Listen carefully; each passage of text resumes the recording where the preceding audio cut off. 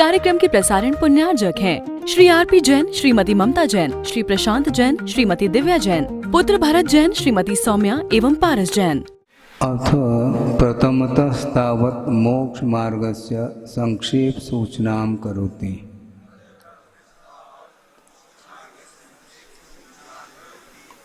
अब सर्वप्रथम मोक्ष मार्ग के संबंधी संक्षेप रूप से सूचना के रूप में गाथा दे रहे हैं। सम्मतनानजोत्तम चारित्रं रागदोषपरिहीनं मोक्षहवदिमग्गो भगवानं लब्धबुद्धीनं। सम्यक और ज्ञान से युक्त और राग द्वेष से रहित चारित्र हुआ करता है, वही मोक्ष का मार्ग है। वह किसके लिए प्राप्त होता है मोक्ष का मार्ग? लब्ध बुद्धिनम भगवानम, जिन्होंने बुद्धि को प्राप्त कर ली है, ऐसे भव्य जीवों के लिए वह मोक्ष मार्ग उपलब्ध हो जाता है। अभव्यों के भाग्य में नहीं है यह, क्योंकि यह मोक्ष मार्ग अपने आप में आत्माश्रित है, इसलिए अभव्य जीव के लिए संभव नहीं है। क्योंकि यह भावात्मक और आत्माश्रित होने के कारण भाव लिंग के रूप में इसको स्वीकार किया है, और भाव लिंग को धारण नहीं कर सकता कौन? अभव्य। अभव्य के पास यद्यपि जिनलिंग है, किंतु वह जिनलिंग द्रव्यात्मक है, अर्थात शरीराश्रित है। शरीर के आश्रित जो कुछ भी संयम संबंधी क्रियाएं की जाती हैं, 28 मूल गुणों के पालन के रूप में वह पालन करता है, किंतु उसके अनुरूप जो गुणस्थान होना चाहिए वह उससे वह वंचित रहता है। ये कर्मकांड आदि सिद्धांत ग्रंथों में भी उल्लेख मिलता है कि भाव लिंग अधिकतम 32 बार ही प्राप्त कर लेता है। 32 बारायम संयमम उवलह्य निम्वदिम जंती, निर्वाण को प्राप्त कर लेता है, इससे अधिक नहीं। इससे स्पष्ट है कि अतीत अनंत काल में यदि संसारी प्राणी ने जिनलिंग को धारण भी कर लिया हो, तो भी वह शरीराश्रित ही जिनलिंग माना जाता है, और उसके आश्रित जो भावलिंग होना चाहिए उसको प्राप्त नहीं कर पाया। अभव्य तो कभी प्राप्त नहीं कर सकता, ये अलग वस्तु, किंतु भव्य होकर के भी जैसे निर्वाण का लाभ निश्चित रूप से होगा, ऐसे भव्य जीव ने भी अतीत में अनंत काल व्यतीत किया है बिना भावलिंग के, और द्रव्यलिंग का यथोचित वह पालन करता चला जा रहा है, किंतु भावलिंग नहीं होने के कारण उस द्रव्यलिंग में मोक्ष प्रदान करने की क्षमता नहीं रहती है, क्योंकि वह आधार माना जाता है। आधार का महत्व बिल्कुल नहीं, ऐसा नहीं कहा जा सकता। बिना आधार के आधे संभव नहीं है, किंतु आधार के बाद उसमें आधे जो भावलिंग है वह यदि नहीं है तो मात्र क्या कहलाएगा? वह द्रव्यलिंग क्या है? समझने के लिए उदाहरण के रूप में ये दे सकते हैं। किसी ने घड़ी खरीदी और घड़ी रखने के लिए एक बॉक्स है। बॉक्स तो है किंतु उसके अंदर घड़ी नहीं है। अब क्या कर लोगे? उदाहरण ठीक है। बॉक्स तो है किंतु घड़ी रखने के लिए वहाँ बॉक्स पेटी है, और घड़ी ना हो तो उस बॉक्स की क्या वैल्यू है? उसका क्या मूल्य है हमें बताओ। इसी प्रकार चश्मा रखने के लिए भी एक पॉकेट चाहिए, जो भी है वो केवल उसी को खरीद लिया और चश्मा है नहीं। आधार है किंतु आधे नहीं है। घड़ा खरीद लिए आपने घड़े को, किंतु उसमें जल भरना चाहिए था अथवा दूध आदि रखने के लिए वह घड़ा उपयोग में आ जाता है। वह उस दूध अथवा जल के लिए घट एक प्रकार से आधार है, किंतु उसमें जल अथवा दूध नहीं है तो उस घट की कोई भी उपयोगिता नहीं, उसकी सार्थकता नहीं सिद्ध होती है। उसी प्रकार ये शरीराश्रित जो चारित्र है वह क्रियात्मक है, किंतु उसके आधार से जो गुणस्थान का विकास होना चाहिए था वह विकास नहीं हो पाया, इसलिए भावलिंग का अभाव माना जाता है। और भावलिंग के अभाव में उसका गुणस्थान का विकास जब नहीं होता है तो वह संवर और निर्जरा भी नहीं कर पाता। द्रव्यलिंग का कथन आता है, किंतु द्रव्यलिंग का अर्थ मात्र मिथ्या दृष्टि ही हो ऐसा नहीं लेना, किंतु द्रव्यलिंग अंगीकार करने के उपरांत उसके योग्य जो है गुणस्थान छठा अथवा सातवां चाहिए, किंतु उससे नीचे आया है, पंचम गुणस्थान में आ गया है तो भी वह द्रव्यलिंग ही माना जाता है। और उसके नीचे भी आ गया चतुर्थ गुणस्थान में, तब भी वह द्रव्यलिंग माना जाता है, क्योंकि सकल संयम के योग्य जो गुणस्थान निर्धारित किए हैं आगम ग्रंथों में, वो गुणस्थान उसके पास नहीं है, इसलिए उसको द्रव्यलिंग की संज्ञा दी जा रही है। मुख्य रूप से मिथ्यात्व में आ जाता है तो वह द्रव्यलिंग तो है ही। तो इसलिए केवल बॉक्स की कोई वैल्यू जिस प्रकार नहीं है उसी प्रकार की ये स्थिति है। इसी प्रकार और ले लो, उदाहरण के लिए गमला ले लिया आपने, है किसके लिए? पौधा लगाना है किसी फूल आदि का, तो पौधा तो लगाया नहीं आपने और उस गमले को खरीद लिया और शो के रूप में रख दिया। अब क्या फायदा उससे? वो आधार है उस पौधे का, मतलब उद्देश्य क्या है इसको भूलना नहीं चाहिए। उद्देश्य ये है कि पौधा उगाना है उसमें, इसलिए आधार की आवश्यकता है, क्योंकि आकाश में तो फूल लग नहीं सकते। खेनास्ति पुष्पम है, आकाश में तो फूल लग नहीं सकते, किंतु तरुषु प्रसिद्धम, पेड़ में तो लगते हैं, पेड़ हो तो लगे, आधार चाहिए। उसी प्रकार गमला आपने खरीद ली किंतु उसमें फूल नहीं उगाया नहीं, पौधे को उगाया नहीं, उसी प्रकार यहाँ पर ये स्थिति। अर्थ ये है कि भव्य होने के उपरांत भी अतीत अनंत काल व्यतीत किया है बिना भावलिंग के, द्रव्यलिंग को ही ग्रहण करके वह तप आदि करता चला जाता है। उसके माध्यम से जो कुछ भी पुण्य का संचय होता है और उसके उदय में उसको कुछ वैभव मिल जाता है, कुछ संपदा, कुछ भोग सामग्री उसको मिल जाती है, उसी में वह लट्टू हो जाता है। बस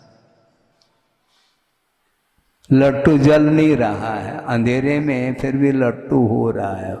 भोग सामग्री से वह आकर्षित होता, क्योंकि उसका एम है ना, इसलिए जहाँ उद्देश्य हो तहाँ निर्देश। जैसा उद्देश्य है उसके अनुरूप आपका कार्य होना है, उद्देश्य के अनुरूप कार्य होता है। साधन आपने जो अपना लिए हैं उसके अनुरूप कार्य तो हो सकता है, किंतु लक्ष्य के अनुरूप होगा, मात्र साधन अपनाने से नहीं होगा। क्योंकि जो भीतरी साधन है भावलिंग के रूप में वह जब नहीं है तो ऐसी स्थिति में वह कार्य कैसा संपादित हो सकता है, नहीं हो सकता, ऐसा इसका अर्थ है। इसलिए अधिकतम 32 बार ही वह भाव संयम को ग्रहण कर लेता है और इससे अधिक संयम की कोई आवश्यकता नहीं है। अब इसके ऊपर एक भाव रखने जा रहा हूँ आपके सामने, कहाँ तक वह आगम से, उसके लिए आगम सम्मत है क्या नहीं, ये आपके चिंतन के लिए विषय है। हमें वह विचार आ रहा है। 32 वाराइम ऐसा कहा, 32 भव शब्द का प्रयोग नहीं किया।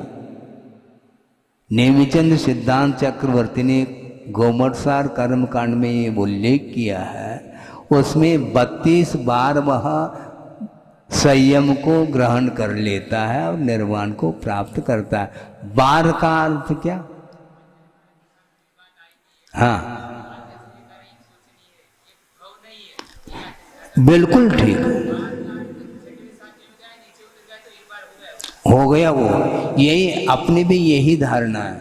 मड़िया जी में जहाँ तक मुझे स्मरण है, सन 84 में गोमटसार कर्मकांड का पाठ कर रहा था मैं, ये मूल के अपेक्षा से, उसमें से कुछ विशेष गाथाओं को लेकर के, उसमें ये गाथा अपने को पढ़ने को मिली। उस समय उन्होंने बार शब्द का प्रयोग किया। बार का अर्थ बारी जिसको बोलते हैं, अपनी अपनी बार, जैसे बार का अर्थ क्या, बारी होता है। जैसे समझने के लिए, श्रमण एक दिन में कितने बार भोजन करता है? एक बार करता है। तो बार का अर्थ क्या है? बस एक बार, भव नहीं लेना। उसी प्रकार 32 बार वह संयम को अंगीकार करता है, वह एक भव में भी संभव है 32 बार। हाँ, अर्थ यह है, एक बार द्रव्यलिंग को अंगीकार कर लिया और भावलिंग उसके अंदर आ गया तो अप डाउन कर रहा है। छठे सातवें में पहुंच गया, पुनः नीचे आ गया।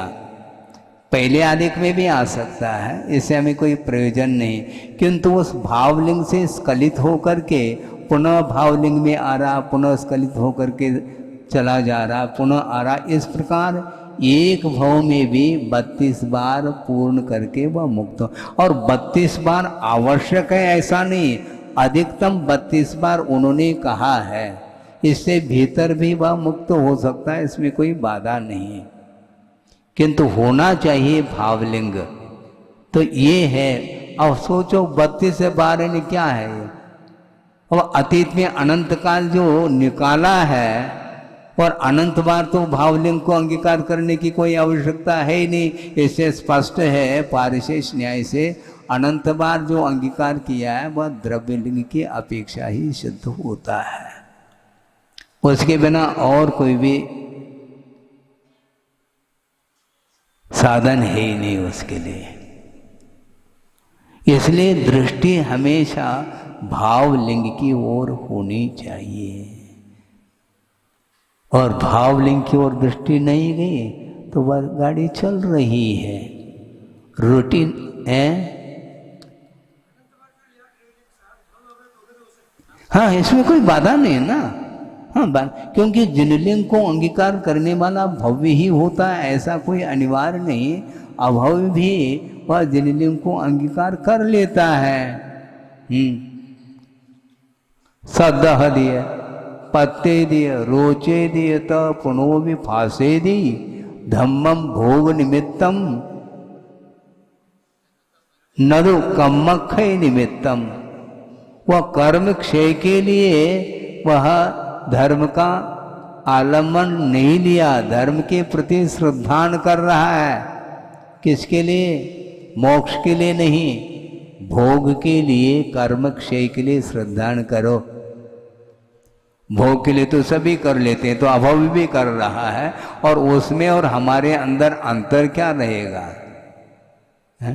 इसलिए किमर्थम यह महत्वपूर्ण है, प्रयोजन जो है यह महत्वपूर्ण है साधन की अपेक्षा। बिना साधन के, बिना कारण से कार्य संपादित नहीं होगा, बिना कारण के। किंतु कारण के अनुरूप कार्य तब होगा जब श्रद्धान भी, अपने प्रयोजन भी तदनुरूप होना चाहिए। मोक्ष के लिए करता है तो वह कारण सही कारण माना जाता है, नहीं है तो ऊपर ऊपर से तो है ही। इस प्रकार वह 32 बार अंगीकार करता है, ऐसा आया है, बार शब्द का प्रयोग किया है। और इसी प्रकार सम्यक्त को कितनी बार ग्रहण करता है वेदक सम्यक्त की अपेक्षा से?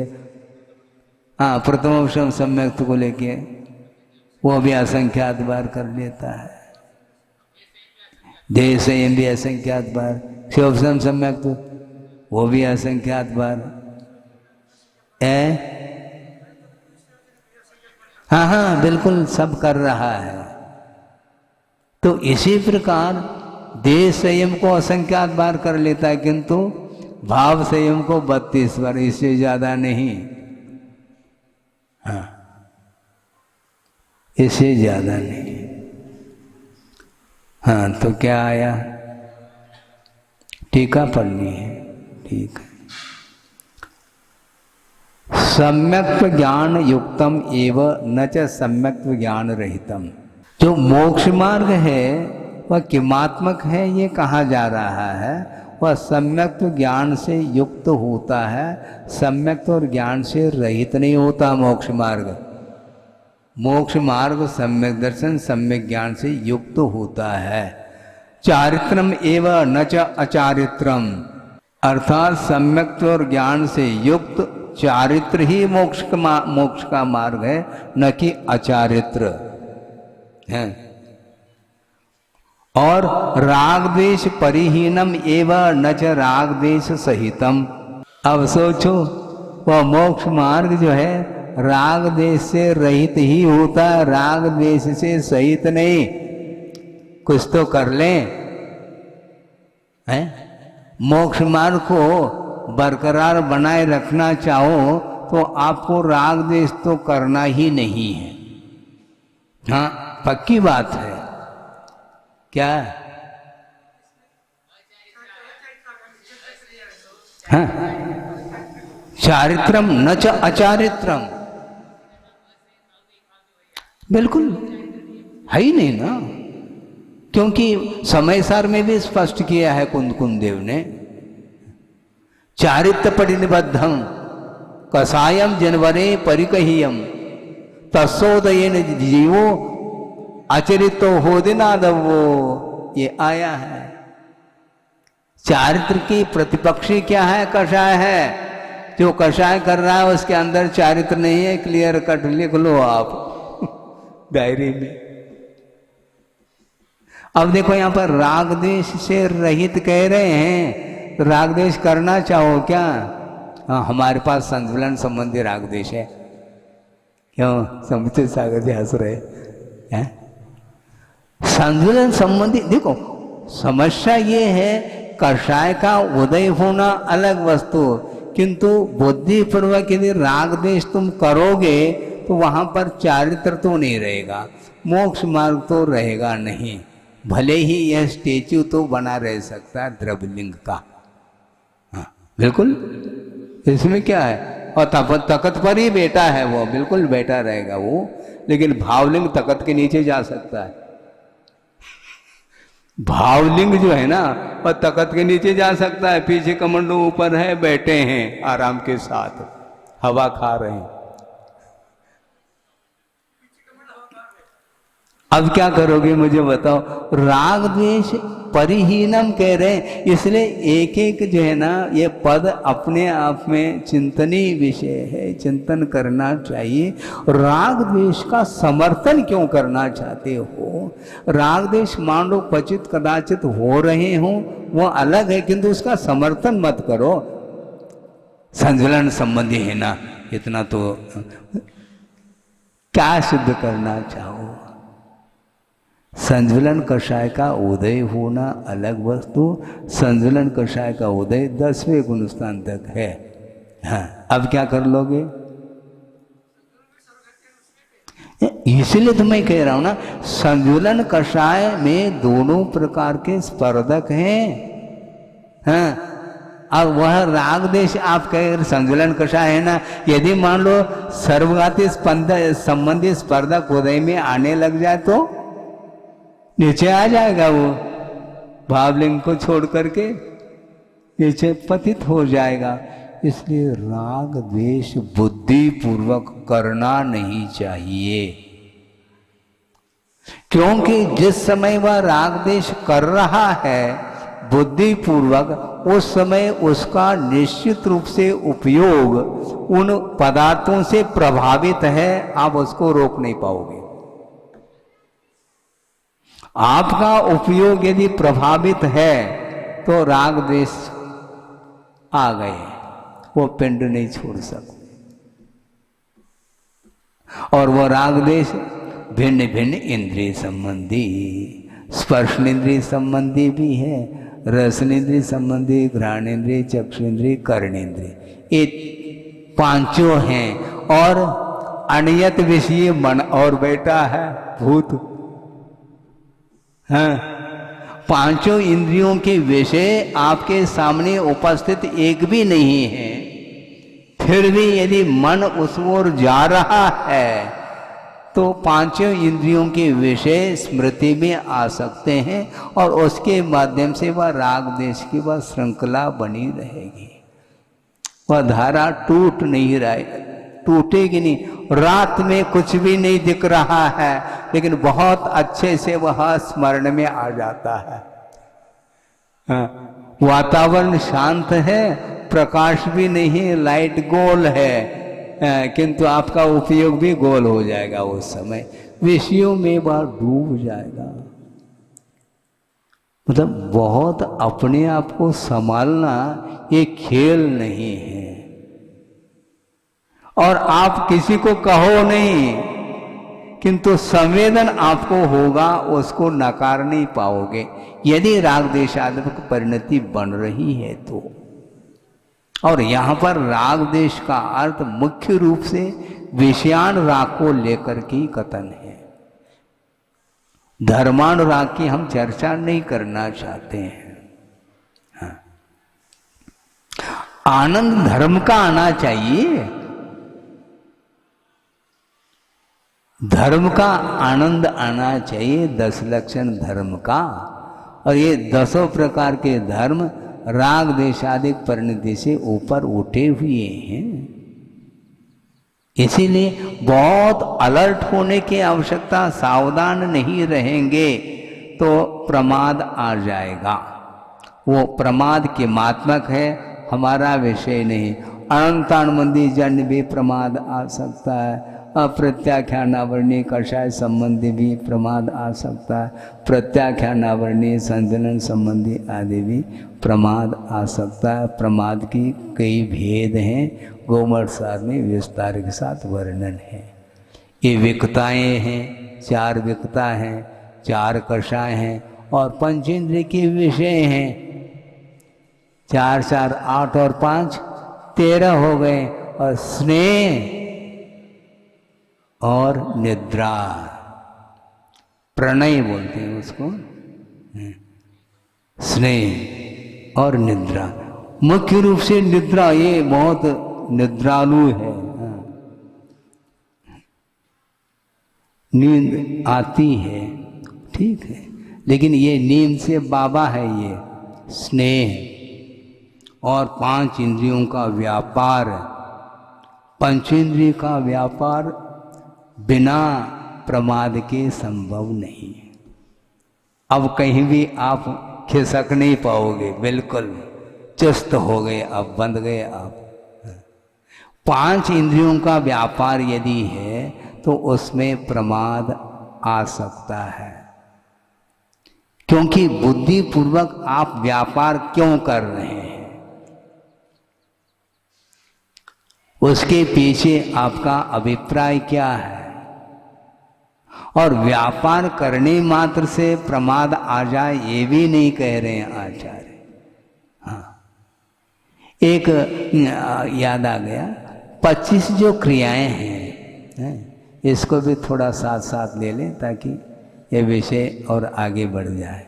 जो 25 क्रियाएं हैं उसमें एक क्रिया है, वो कौन सी क्रिया? दर्शन क्रिया। प्रसंग रागदेश की बात आ रही है ना, तो यूँ ये इसलिए चिंतन का विषय हमें चिंतन नहीं आता, और विषय उपस्थित होना चाहिए। और 25 क्रियाएं याद नहीं है क्या? याद नहीं भी हो तो उसको बार बार दोहराओ आप। उसमें दर्शन क्रिया है, राग पूर्वक वस्तु का अवलोकन करने रूप जो क्रिया है वह दर्शन क्रिया के अंतर्गत है।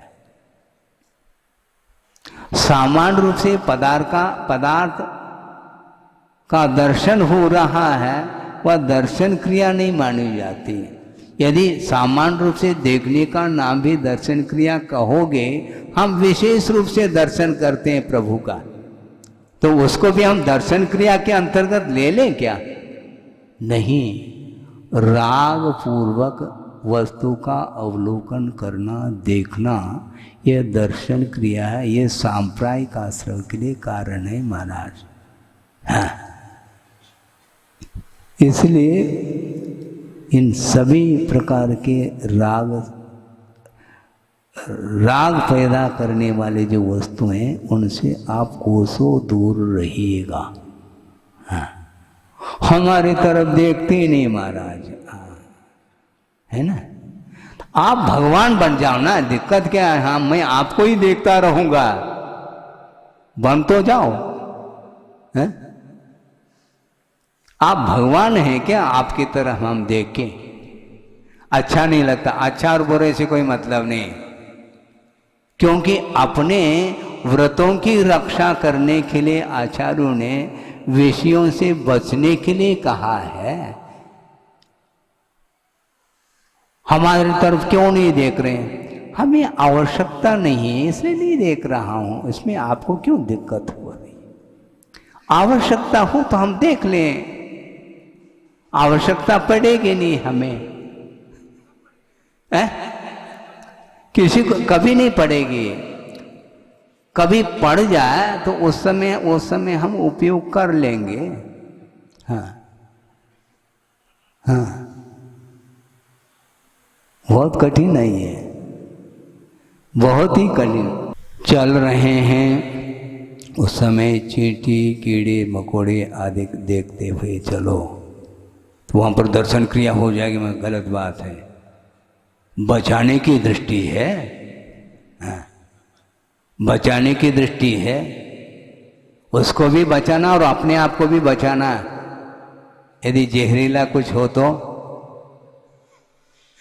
है, बिच्छू आ जाए तो क्या कर लोगे? हाँ, इसलिए टॉर्च लेकर के चलते हैं। गलत बात, टॉर्च लेने के लिए नहीं कह रहे हैं, किंतु आलोक में आप क्रियाओं को करिएगा, सनलाइट में, मूनलाइट में नहीं, रात में नहीं, दिन में आप देखते हुए चलिए। तो देखना मात्र दर्शन क्रिया नहीं, किंतु राग पूर्वक देखने का नाम दर्शन क्रिया है। और वहां पर राग द्वेष आ गया तो राग द्वेष से रहित मोक्ष का मार्ग कहा जा रहा है। क्या करोगे बोलो? ये केवल देखने की बात हो गई, ये चक्षु दर्शन हो गया। अचक्षु दर्शन वो भी कई प्रकार का होता है, स्पर्शनेन्द्रिय संबंधी, रसनेन्द्रिय संबंधी, घ्राणेन्द्रिय संबंधी, कर्णेन्द्रिय संबंधी, ये सब है। जिसमें राग उत्पन्न हो ऐसे पदार्थों का समागम हमें नहीं करना चाहिए।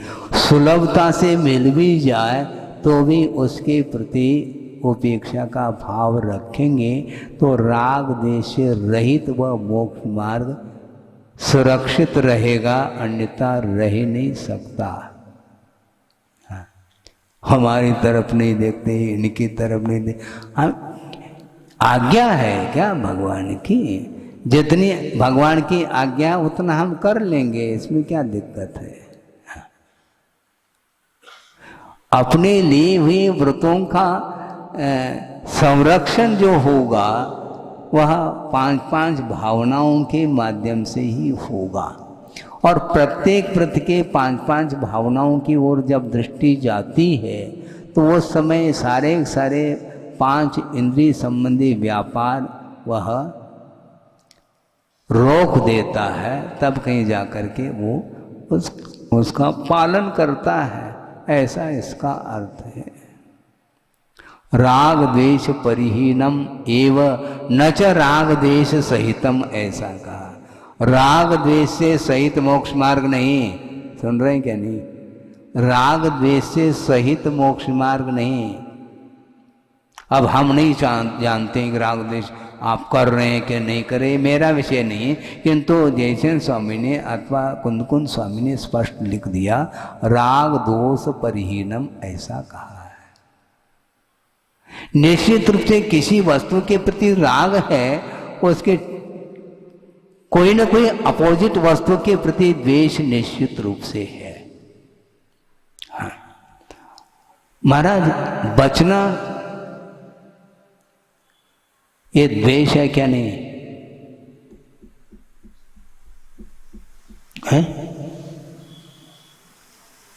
बचना ये द्वेष है क्या? नहीं है? नहीं है। संयम की रक्षा कर लो, किंतु संयम की रक्षा जो होगी वह राग द्वेष से रहित होकर के ही संयम की रक्षा होगी। इसलिए न राग करेंगे आप, न किसी से द्वेष करेंगे। चेतनात्मक जो वस्तु है उनके प्रति न राग का भाव रखेंगे न द्वेष का भाव रखेंगे, किंतु साम्य भाव रखेंगे। शत्रु भी आ जाए तो द्वेष का भाव नहीं, मित्र आ जाए तो स्नेह नहीं रखेंगे उसके प्रति।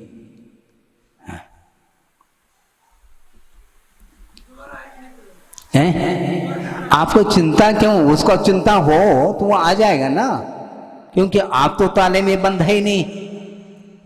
लेकिन आपको प्रतीक्षा नहीं करनी है वो कब आएगा।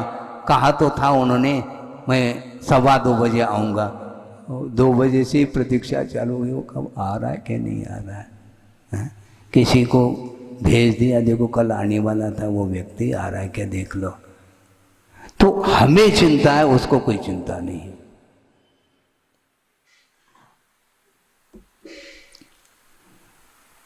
उसके प्रति अटैचमेंट नहीं होना चाहिए, लगाव नहीं होना चाहिए,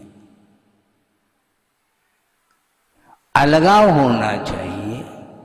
विषयों के प्रति अलगाव हो और मोक्ष मार्ग के प्रति लगाव हो, अथवा पंच परमेष्टि के प्रति लगाव हो। पंच परमेष्टि से बढ़कर के हैं क्या वो? है ही नहीं। आ जाए तो आने दो, आइए, आ गए, हाँ बैठो, हम भी भोजन कर रहे हैं, करना हो तो कर लो। हाँ हाँ हाँ, हम खोल रहे हैं, लेकिन इसका दुरुपयोग नहीं करना चाहिए। और आप ये कह सकते हैं कि ऐसा कहीं भी महाराज आगम में उल्लेख नहीं आया है ना, ऐसा आप कह सकते हैं। पहला ये तय कर लेते अपन कि प्रशस्त और अप्रशस्त का जो भेद किया है, वस्तुतः ये सिद्धांत की दृष्टि से भेद है क्या है? तुलनात्मक दृष्टि से भेद करना अलग वस्तु। जैसे पुरुष वेद, स्त्री वेद, नपुंसक लिंग वेद में अपेक्षाकृत अप्रशस्ता का विषय आया था कुछ दिन पूर्व में, वो अलग वस्तु। किंतु हम ये कहना आपको ये चाहते हैं कि ये राग और द्वेष ये किस कर्म की परिणति है, यहां से हम प्रारंभ करते हैं।